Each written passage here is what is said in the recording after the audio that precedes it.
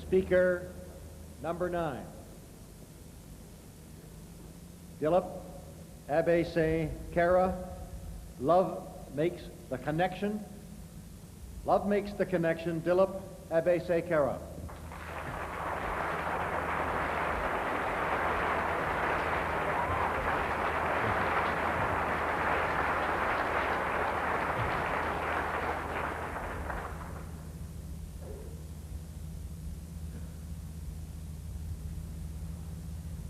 What are the most important things in life? I asked my father. My father simply pointed to the pictures on the walls of the room, pictures of our family, cousins, aunts and uncles, friends, even business colleagues. Then he said, the most important things in life are human relationships.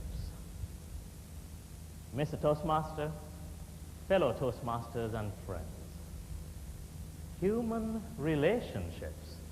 I should have known the answer to the question I posed my father. Let me explain. I was born in Sri Lanka, an island off the southern tip of India. 20 years ago, as a teenager, I left my native home to come settle in the United States. I came alone. I was a stranger in a strange land. I stand before you today, made older by time, wiser by experience, heavier by my wife's good cooking, but most importantly, a stranger no more because of the human relationships that transformed a strange land into my homeland. What makes these relationships? What forms this connection between you and me? Is it your animal magnetism? Is it your charm? Or is it my good looks? No, as valued as those assets are, I believe that the best and most lasting relationships are formed when love makes the connection. How does love make the connection? First, let me say that not to make such connections leads us to be isolated, crabby, and friendless. A situation described by the old Chinese proverb, the man who is wrapped up in himself makes a very small package. You might think those words were written by Confucius. Actually, I found them inside a fortune cookie. To connect with love, we have to unwrap ourselves. We connect with love when we respond to others' needs, when we trust others and accept them as they are. One such connection was forged for me by my friends Jim and Terry Atkins. I was a bachelor as well as a poor graduate student in Virginia that Christmas of 1982. Ah, Christmas. That magical time when families enjoy the warmth of fellowship and food, song and laughter. But my family was half the world away. Simply trying to stay warm in my shabby apartment was a challenge. Then, Jim and Terry telephoned me from Ohio to tell me that they were sending me a round-trip bus ticket to join their family for the Christmas holidays. Jim had received an unexpected Christmas bonus check. Although I'm sure they had needs of their own, they decided to spend that on a foreign student they guessed was homesick. It was a wonderful Christmas.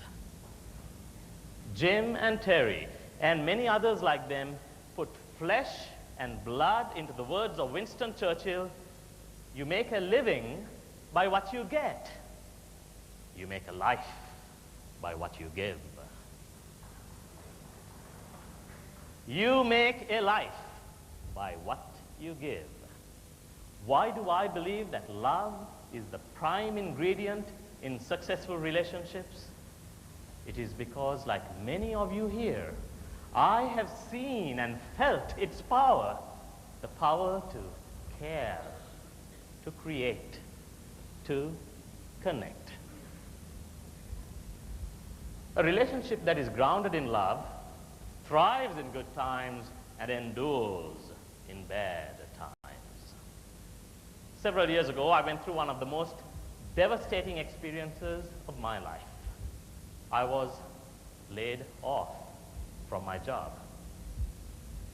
Perhaps some of you can identify with my trauma. One evening, I was alone in my study, silently trying to cope with the searing pain of rejection and loss I felt in my heart. My 4-year-old daughter wandered in and saw me. Spontaneously, she ran up to me, jumped up on my lap, hugged me tightly, and whispered softly in my ear, "I love you, Daddy."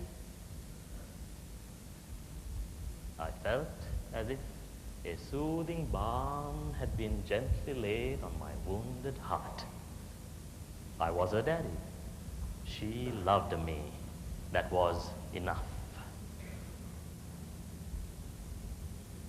If I have learned anything about love these past 20 years since leaving home, it is this. Love is giving. Love is enduring. Love is transforming. When we unleash our potential to love, we discover the wonderful truth that love is more than something we feel. Love is more than something we do. Love is. Love is.